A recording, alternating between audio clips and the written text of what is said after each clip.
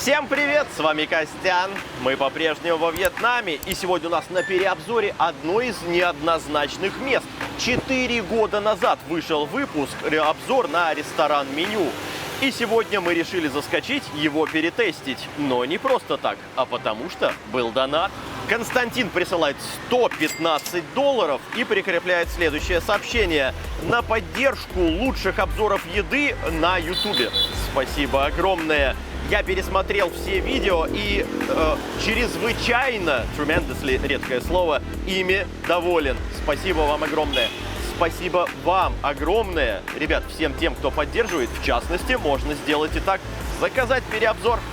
Поехали. Ну, что ж сказать для начала. Они радуют своим постоянством, потому что меню за 4 года. Ребята, 4 года.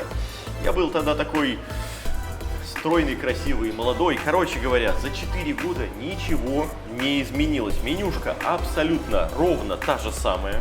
Это радует. Радует ли блюда будут нас?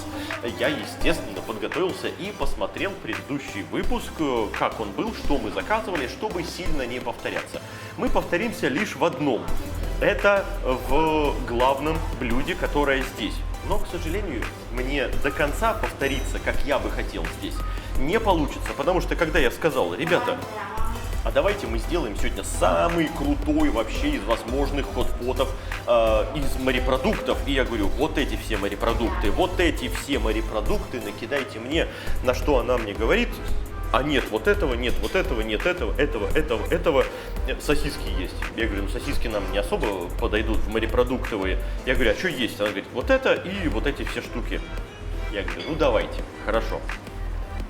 По поводу остроты, кстати, я у нее не заказал, потому что я напомню, как здесь делается. Ты выбираешь изначально, шаг первый, размер хот-пота, это будет большой у нас. Затем выбираешь ингредиенты, и шаг третий, остроту. Это классная находка у них, до сих пор сохраняется. Остроту я что-то не заказал, сейчас мы исправимся, да закажем.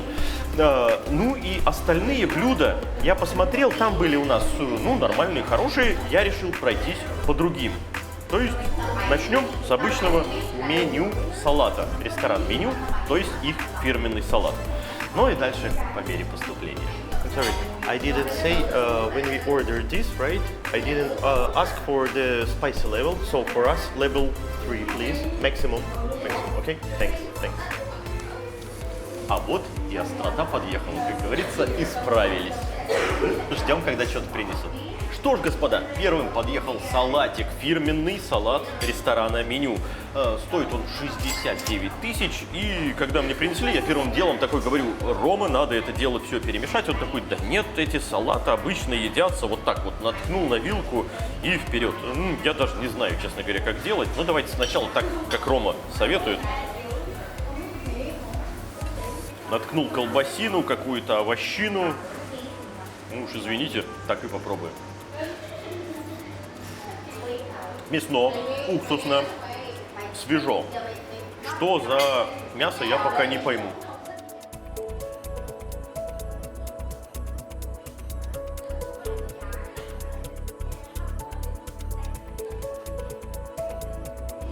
И теперь не пойму. То ли мега растушенная свинина, то ли даже на говядину слегка похоже. Но это что-то тушеное, это не сосиска, знаете, то есть на волокна такие, то есть это не блендерный фарш, знаете, который вот прям совсем крупинки. Это все-таки чувствуются волокна, это какие-то обжаренные кусочки мяса. Знаете, как будто бы свинина, говядина, даже не разберу в данном случае.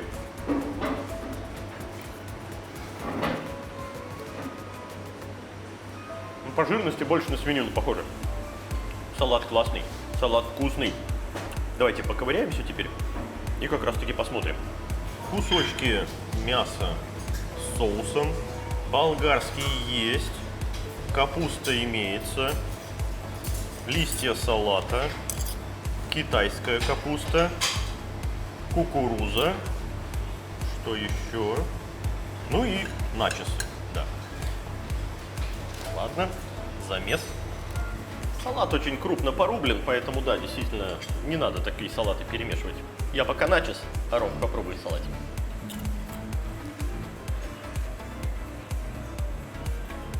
Да, вполне, только сладковато. Вот эти две булочки, они нам принесли сразу же, как мы только вошли. Ну, то есть это типа комплиментика. Я пытаюсь тут похудеть, а они мне комплименты.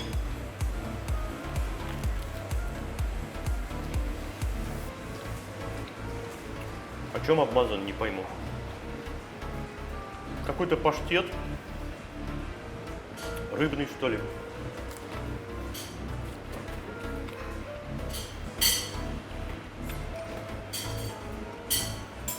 Да, типа рыбного что-то. Роман, у тебя удалось понять, что за мясо? Мне показалось то ли свинина, то ли говядина. И в целом салат такой, ну, легенький, но вот заправка, блин. У меня такое ощущение, вот я пару ложек съел, как будто я торт съел. Она настолько сладкая. Ну, то есть жирная, мощная, да? Перебор по сахару прям максимальный. Это не торт, это не десерт, все-таки это салат. Зачем так сластить, я вот никогда этого не пойму. Это заправка для мяса. То есть это было в мясе, а овощи приправлены отдельно. Я здесь немножко рому дополню, потому что сначала это было сбрызнуто как обычный салат. Знаете ли, типа мексиканский или там французский, который вот с бальзамиком, с экстраверженом. Все очень красиво, классно, овощно. А потом сверху, значит, вот это вот достаточно сладкое мясо, которое само по себе вот в этой подливке. Салат хороший, мощный, это фирменный, это не аппетайзер, это уже полноценное блюдо. Стоит, напомню, 69 тысяч. Хорошо, вкусно, вопросов не имеем, едем далее. А следующее у нас чили кон карне. Те же самые 69 тысяч донгов, что, в общем-то, не может не радовать, потому что, ну, это такая хорошая, обычная, нормальная цена за одно блюдо. Они меня не жалеют сегодня по поводу хлебушка. Ну, конечно же, да. Ладно, я, как говорится, без хлебушка, на ваше позволение. Чили кон карне многосоставное блюдо. Мы его с Дружей как-то готовили, и это классное, мощное, очень вкусное блюдо, если приготовлено правильно. А самое главное, в нем огромное количество перцев должно быть смешано, в том числе копченых и острых. Ну вот давайте как-то так и попробуем.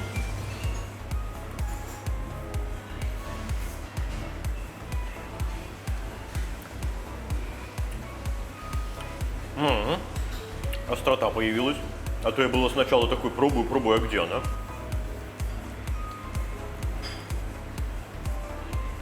Острота имеется. Она даже прям да. И это классно, что она не сразу появляется, а знаете ли, такая нагоняет тебя. Фарш неплох. Фарш хорошо обжарен, сделан. Жидковато немножко, на мой взгляд. Самое главное, что нужно сказать, это вкусно. Здесь в основном вкус остроты, болгарского перца, томаты, фарш. И, знаете, как будто вот немножко копчености не хватает. Она присутствует, но как будто бы ее немножко недостаточно. Это все-таки больше про аромат перцев. А здесь аромат перца, который я самый главный почувствовал, это болгарский перец, свежий. Вот он, пожалуйста, здесь плавает. Можно ли назвать эти чили кон карне? Ну, отчасти да. Приятное, хорошее, вкусное блюдо. Ну и недорогое, потому что это ты будешь есть не в 5 секунд. Поверьте моим рецепторам. Роман, быстренькое мнение. Я не знаю, как это должно быть на самом деле, но вот то, что они приготовили, это очень вкусно. Я бы все это съел. Особенно бы добавил куда-нибудь типа в ту же пюрешку или в макарошки, было бы вообще супер. Ну, в принципе, как и любой такой, знаете, фарш с добавками. Вкусно, хорошо, ну, можно, как говорится, стремиться и к лучшему. Претензий вообще не имеем. Но если острое не любите, то не советую. Да, это блюдо про остроту. Мы сидим такие, знаете ли, разглагольствуем, у меня подгорает немножко, а Рома вот сидит колой, значит, запивает. Ладно, у нас подъехало следующее блюдо, а это стейк рибай. Вот он, стейк рибай, 199 тысяч. Мы попросили в этот раз к стейку грибной соус.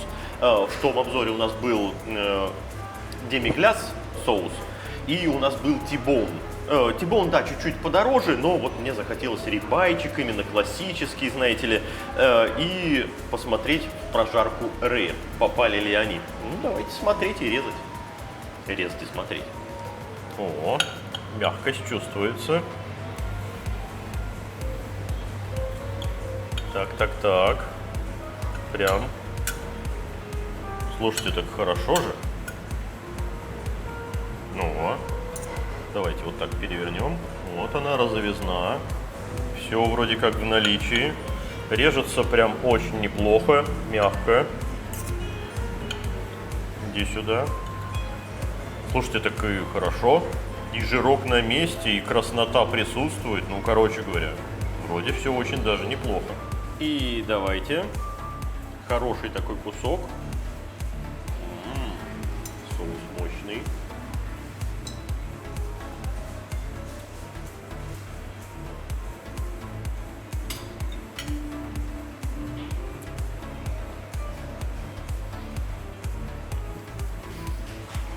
Это, ребят, блю. Жирность невероятная. Только вы знаете, у меня странное ощущение. Дело вот в чем. Это мясных волокон я почти не чувствую. То есть жир и ну какое-то странное ощущение. Вкуса говядины нет. Потому что ты все-таки, когда ешь рибай, у тебя прежде всего мощный, насыщенный вкус самой говядины. Здесь нет того самого вкуса, если бы я ел, допустим, вагю опять, которая просто состоит из жира, знаете ли, и там такой вкус яишенки, и там тоже нет волокон мяса. А здесь такое впечатление, что вот эта котлета, а это больше похоже на котлету, чем на кусок мяса. Это я вам ответственно заявляю, это больше похоже на котлету. Такое впечатление, что здесь он на большую часть состоит из трансглютаминазы, то есть мясного клея. Что-то у меня вызывает некоторые сомнения. Еще и по текстуре. Вы видели, когда я нарезал, там что-то вот прям вагюшное такое. Немножко странно. Это, может, действительно какая-то то ли вагю, только какая-то странная. Зачем тогда, если это... Да нет, вагюшного вкуса я здесь... Ром, давай, принимай участие, потому что я в некотором недоумении. Не, ну так-то вот вроде как какие-то волокна имеются. Вот, ну давай вот с этой стороны, вот отсюда. Но видно, что там очень много жира, как в вагю. Жира прям очень много. Просто вагю опять не будет стоить тебе 199 за сколько там, 200 грамм. Ну, он будет просто дороже. Розмарин есть. Это чувствуется. Чеснок жареный есть. Вкуса говядины что-то вот прям не богато. Порежь себе еще кусочков, попробуй тоже. Разные части. Угу. Это самая странная говядина, которую я пробовал. Это по вкусу как какое-то желе, безвкусное желе. Вот вкуса нет, понимаете? То есть текстура, да вроде бы мягкая говядинка, знаете, такая вот совсем мягкая, как вагюшка, и мы в некотором с Ромкой сейчас в недоумении. А вкус говядины-то где? Вот его нет. В этом основная проблема. То есть ты вроде как нарезаешь, вроде есть даже и текстура, какие-то волокна, вот вроде как их видно. Жирно, да. Это как если в матрице добавили все параметры стейка идеального, типа по текстуре и так далее, но забыли добавить, какой он должен быть на вкус. Ну вот правда, это как будто бы искусственное что-то. Это непонятно. Но это не соевое мясо, да? Да не, вроде, ну, да не похоже ни на какое соевое. Вот внешним Ну да. видом похоже на говядину, на хорошую, а по вкусу похоже ни на что, на ничто. Другими словами, я, да и Рома тоже, в некотором недоумении. А что мы сейчас попробовали? Серьезно, это странно понять. Ладно, у нас для понимания говядины приехала вот это. Сейчас посмотрим, какая здесь говядина.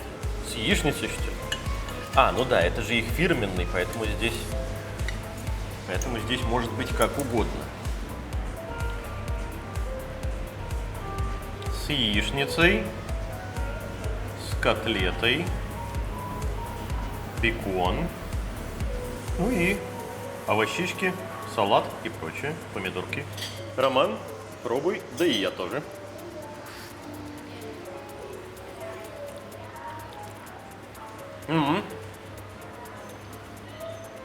Здесь я чувствую мясо.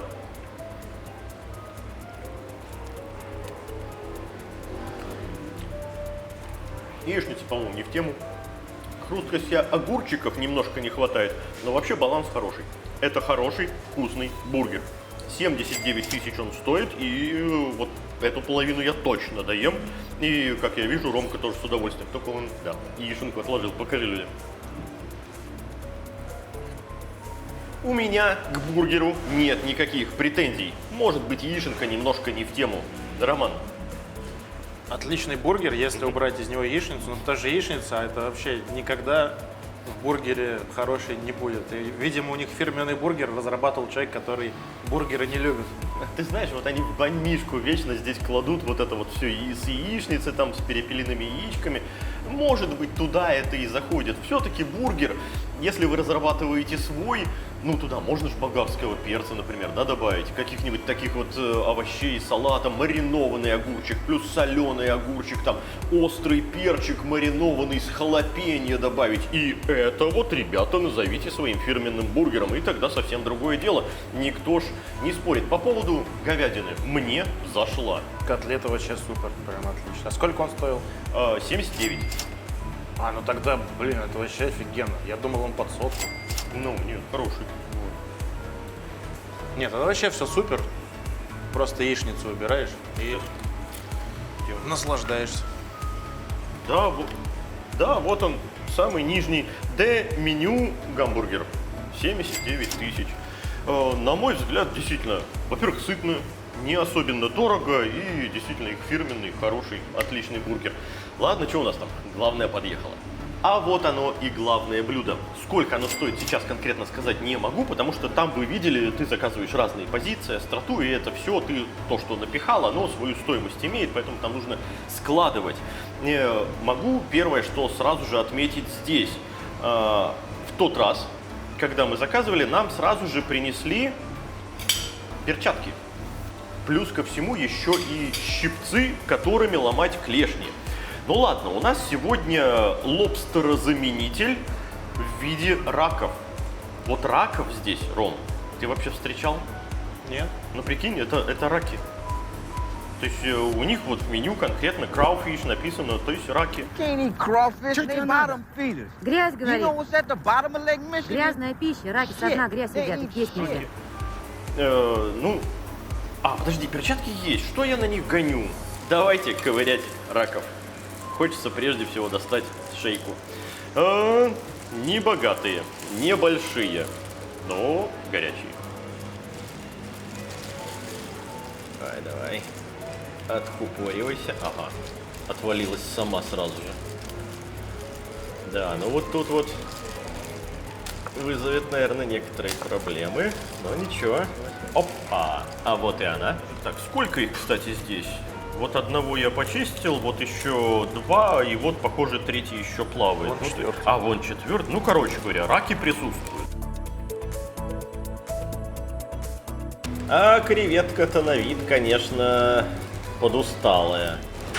Прилипает панцирь к мясу, и вот потом вот такими вот, знаешь, малюсенькими шкурками какими-то снимается, а не так, чтобы прям отслоилось, и вот это... О, видишь как? Ну разве вот это вот дело, когда вот так вот снимается панцирь? В общем, почистили мы раков, насколько это было возможно, клешни отдельно, шейки отдельно. Ну, давайте одну.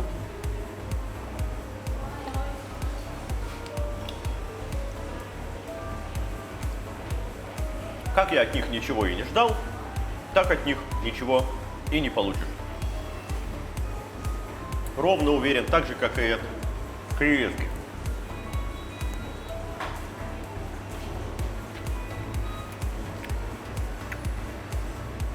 Насколько я помню, в том обзоре у нас ровно такая же ситуация была.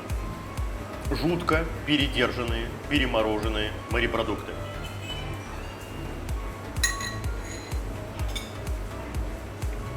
Я вот по остроте хочу поугарать немножко. Ну-ка, иди сюда.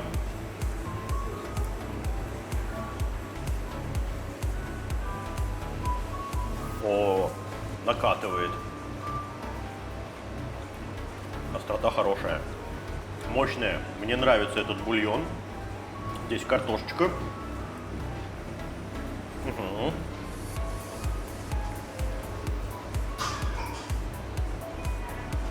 Вот это, ребят, совсем другое дело. Бульон со всеми овощами, которые здесь. Здесь еще вот кальмар присутствует, мидия. Опять же, сейчас это все попробуем. Бульон классный, вкусный, жирный, острый. Он насыщенный. И вот этот бульон хочется сидеть и кушать. Ты будешь от него подгорать. Но мне очень нравится именно его вкус.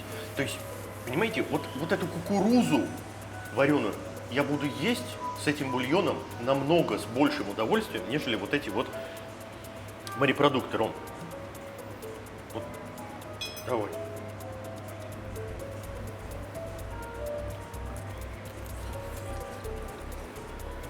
Мягкая, вареная, классная.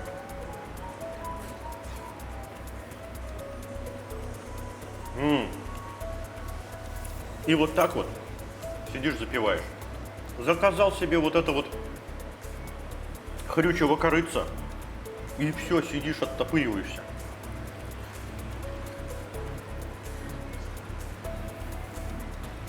Не надо мне туда морепродуктов пихать. О, ребята. Так, ага, с ноги не сняли.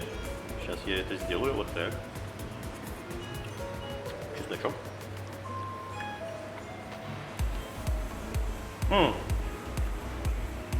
Мидия ровно та же самая, рассыпчатая, ватная, как у нас из заморозки, где вот они навалены, и ты черпаком в гипермаркете берешь, вот навалены, вот ровно та же самая мидия. Или как в коктейлях у нас продается.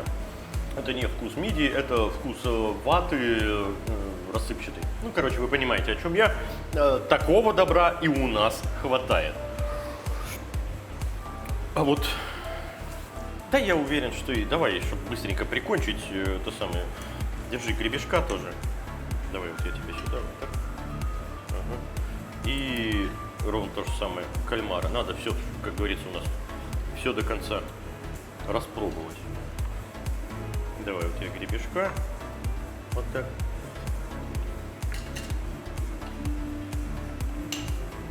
Что я съел?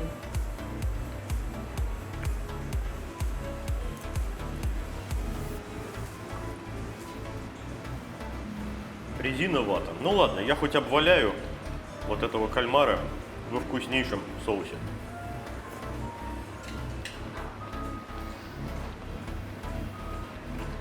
Мишлен. Но не ресторан.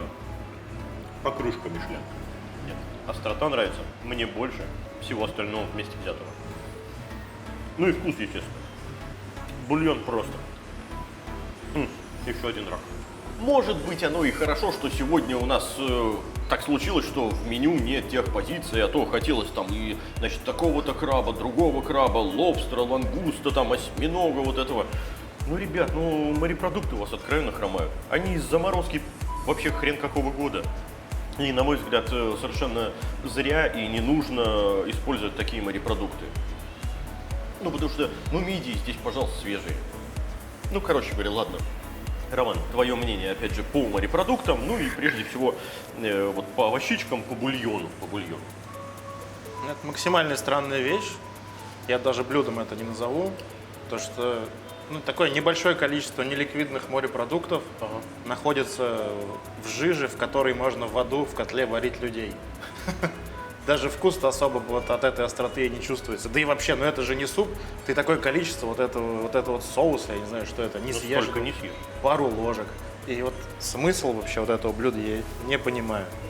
Ну, ты знаешь, я назову тебе смысл так. Во-первых, эта штука вкусная, никто не заставляет тебя полностью съедать. Вот мне выньте отсюда все морепродукты, положите сюда картошки, морковки, вот кукурузы, опять же, и прочих овощей, болгарского там перца, еще чего-нибудь, И вот это я буду с большим удовольствием есть. Конечно же, огромную вот эту вот лохань-тарелку этой остроты я вряд ли съем, но я буду оттуда выедать вот эти вот овощи с большим удовольствием. Морепродукты здесь просто не в тему и не нужны. Такие, как они здесь это делают. Что у нас осталось еще, что, Ром? Пицца? Да, Ромка напросился сегодня на пиццу, потому что говорит, в Фонтиете что у нас? Не осталось нормальной пиццы, потому что та, которая была нормальная, переехала в Муйне, это в курортное местечко, и говорит, давай здесь посмотрим, что они в качестве пиццы готовят. Но может они хоть с пиццей не облажаются. Давайте закажем. Так, ну вот она пицца. Роман, здесь, к сожалению, небогатый выбор. Давай, на твою совесть, как говорится, и вкус выбирай. Бери большую, только large, вот эту. Можно топпингов еще накидать там каких. Ну давай, сам. Совсем забыл сказать, нам сейчас пиццу готовят, а Ромка под стейк заказал себе глаз, то бишь стаканчик, бокальчик вина. И стоит он 75 тысяч, и принесли, Ромка, вот он, бокальчик уже пустой. Ромка, сколько? 100 миллилитров. 100 миллилитров. Ну, это странно. Здесь, кстати, не написано, сколько объем стакан. Ну, то есть бокал будет. Как тебе вино за 75? Слушай, оно было бы отличным, если бы было в 2,5 раза больше, как это и должно быть. Но по вкусу такое хорошее, сухое, красное, молодое вино. Ну, то есть в целом понравилось? Да? Ага, ну отлично, потому что бутылка этого стоит, ну, 499. Я, честно говоря, в винах не сильно разбираюсь. Тебе бутылку показывали же, да? Да? Ну вот можно будет найти и посмотреть, что это такое за вино. Ну а мы сидим, ждем пиццу. Надеюсь, она будет получше. А вот и пицца подъехала. Основа, которую мы заказали, Meat Lovers, стоит 139 тысяч, плюс топпинги, 4 сыра, вышли еще всего лишь на 30 тысяч донгов. Соответственно, по итогу она стоит 169 тысяч. Один кусочек уже уехал Ромке. Давайте я прихвачу второй. Ну, это красота, ребят. Вопросов никаких не имеется. Давайте попробуем.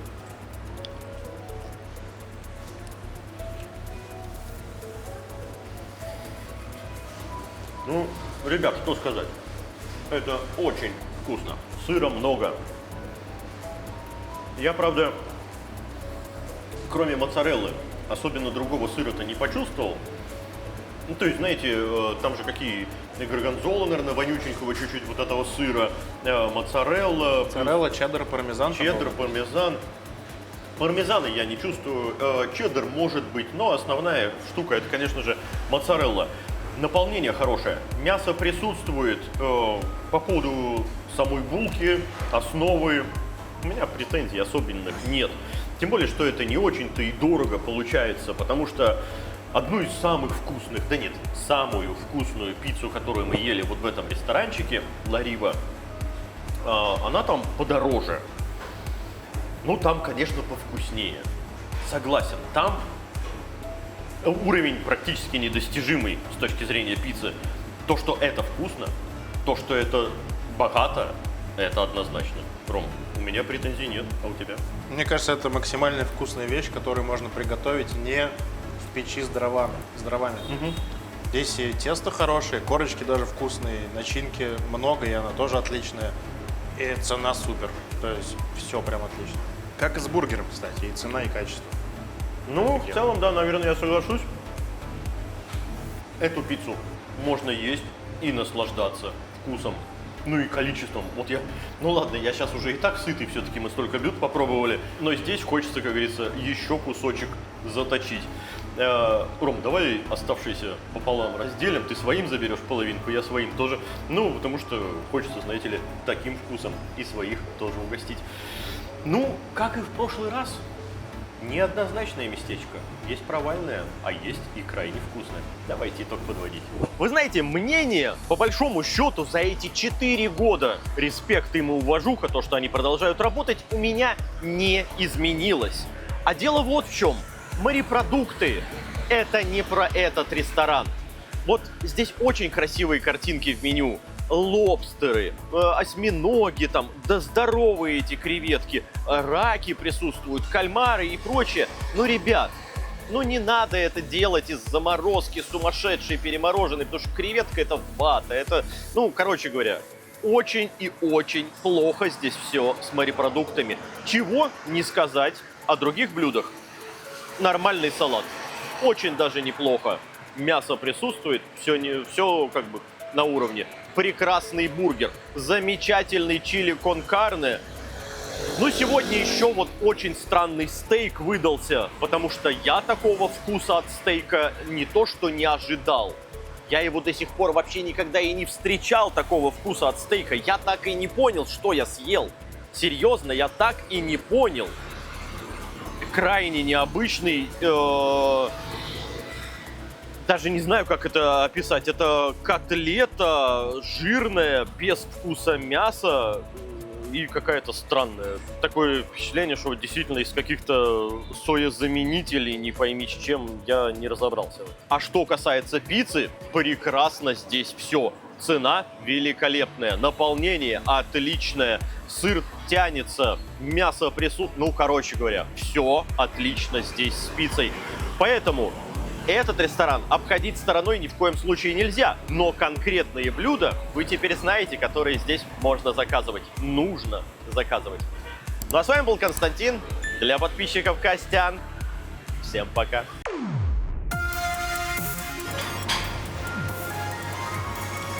Мне кажется, Ромка был прав. Зря я начал все это канитель тут устраивать. Сейчас я назад теперь все в порядок приведу. Ну, может быть, яишенка, ладно, не особенно в тему, но, как говорится, Господь бы с ней. Опять, как говорится, не надо. Все, уже 35 раз сказал. 38.